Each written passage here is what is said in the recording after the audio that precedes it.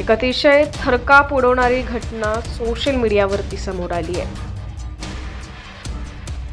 चंद्रपूर जिल्ह्यातील नाभिड तालुक्यात येणाऱ्या मोशी गावात बापानं आपल्या 2 मुलींसह पत्नीवर कुऱ्हाडीनं सपासप वार करत त्यांना संपवलं। या तिहेरी हत्याकांडानं मात्र संपूर्ण जिल्हा हादरलेला आहे। या हत्याकांडामागचं नेमकं काय कारण आहे हे मात्र समजू शकलेलं नाहीये।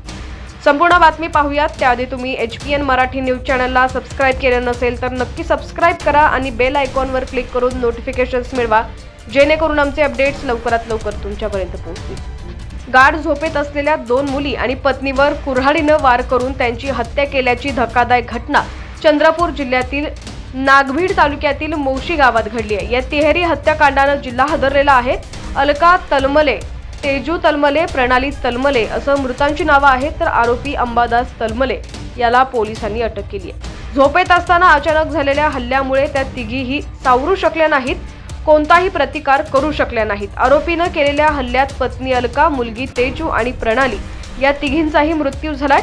घटनेची माहिती मिळताच नागभीड पोलीस घटनास्थळी पोहोचताच आरोपीला अटक केलेली आहे।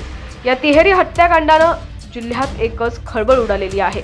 या हत्येचं कारण अद्याप समोर आलेलं नाहीये। जिल्हा पोलीस अधीक्षक या घटनेचा अधिक तपास करत आहेत।